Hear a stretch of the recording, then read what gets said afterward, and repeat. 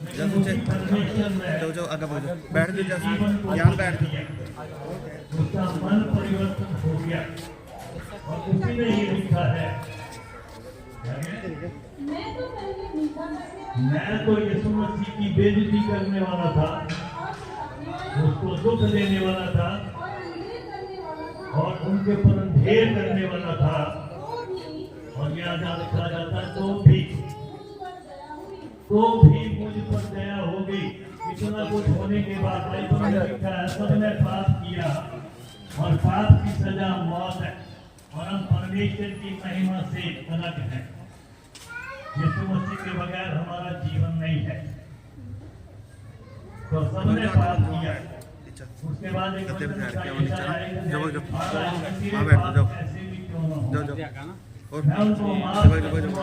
जब बैठा पर जीते जब पर हम सबने पाप किए और पाप की सजा मौत है, लेकिन यीशु मसीह ने अनंत जीवन दी है।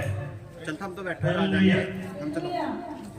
तो भी मेरे ऊपर एक गुनाहगार को हम क्या कह सकते हैं, किसी की भी बात कर लो, पापी के लिए सबके पास क्या है, जितने आए उन्होंने पापी को क्या कर दिया, उन्होंने पापियों का नाश किया। लेकिन यीशु मसीह पापियों का नाश करने नहीं आया, वो पापियों को बचाने के लिए आया है।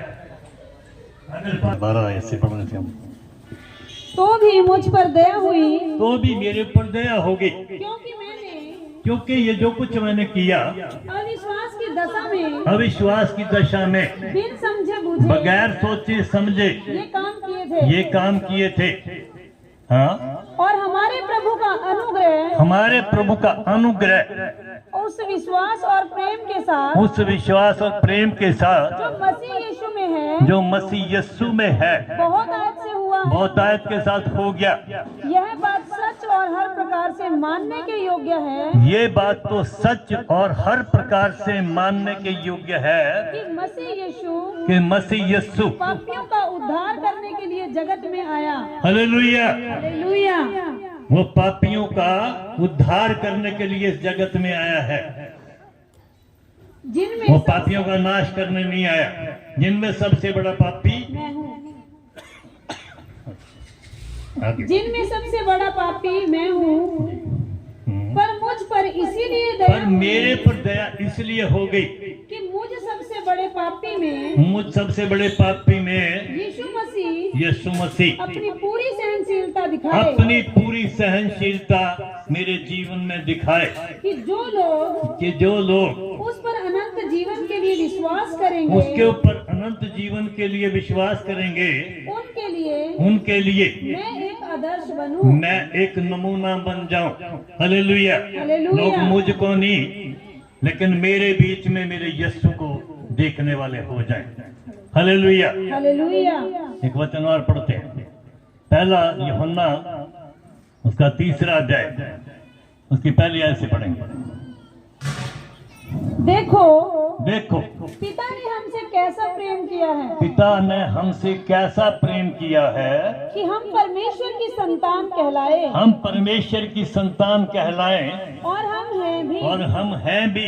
इस कारण संसार हमें नहीं जानता, ये संसार हमारे को नहीं जानता, क्योंकि उसने उसको भी नहीं जाना। हे प्रियो, अभी हम परमेश्वर की संतान अभी तो हम परमेश्वर की संतान हैं, और अब तक यह प्रकट नहीं हुआ, अभी तक ये डिसाइड नहीं हो गया कि हम क्या कुछ होंगे, हम क्या कुछ हो सकते हैं।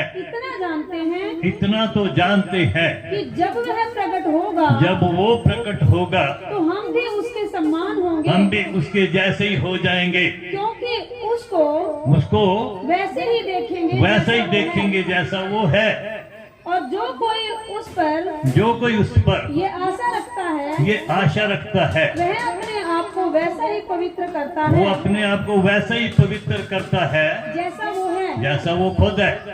जो कोई पाप करता है, वह व्यवस्था का विरोध करता वो है, तो परमेश्वर की आज्ञा का उल्लंघन करता है, और पाप तो व्यवस्था का विरोध है, और पाप करना तो व्यवस्था का उल्लंघन करना है। और तुम जानते हो कि वह इसीलिए प्रकट हुआ दूसरी बात, वो इसलिए प्रकट हो गया कि पापों को हर ले जाए, ताकि वो पापों को उठा ले। पापियों को उठाने नहीं आया, और उसके पापों स्वभाव को उठा ले, और उसके स्वभाव में पाप नहीं। पाप नहीं है। जो कोई उसमें बना रहता है, जो कोई उसमें बना रहता है वह पाप नहीं करता। वो पाप नहीं करता। जो कोई पाप करता है, जो कोई पाप करता है उसने ना तो उसे देखा ना है, उसको देखा है, और ना उसको जाना है। ना उसको उसने जाना है। हे बालको, हे बालको, किसी के भरमाने में ना तुम आना, किसी के भरमाने में मत आना। जो धर्म के काम करता है, जो धर्म के काम करता है वही उसकी नाई धर्मी वही है। उसके जैसा धर्मी है। जो कोई पाप करता जो है, कोई पाप करता है वह शैतान की ओर से है, वो परमेश्वर की तरफ से नहीं है, शैतान की तरफ से है। हाँ, क्योंकि शैतान आरंभ ही से पाप करता आया क्योंकि है। शैतान तो शुरू से ही पाप करता आया है। परमेश्वर का पुत्र इसीलिए प्रकट हुआ और तीसरी बात, परमेश्वर का पुत्र इसीलिए प्रकट हो गया कि शैतान के कामों को नाश करे। ताकि वो शैतान के कामों का नाश कर दे। हालेलुया। हालेलुया। तो उसने ये 3 काम करने के लिए संसार में आया है। पापियों को उद्धार करने के लिए आया है, पापों को उठाने के लिए आया है, और शैतान के कामों का नाश शैतान के कामों का वो नाश करने के लिए आया है। हालेलुया। हालेलुया। एक वचन में लिखा, तुम जगत की ज्योति हो। मत्ती की किताब 5 अध्याय की 14 आयत में, तुम जगत की ज्योति हो। जो नगर पहाड़ पर बसा हुआ है वो छिप नहीं सकता। लोग दिए को जलाकर शेल्फ के ऊपर रखते हैं, ना कि वो मंजे के नीचे रखते हैं, इसलिए ताकि उस दीपक से, उस ज्योति से उनके घर को रोशनी मिले, पूरे घराने के लोगों को।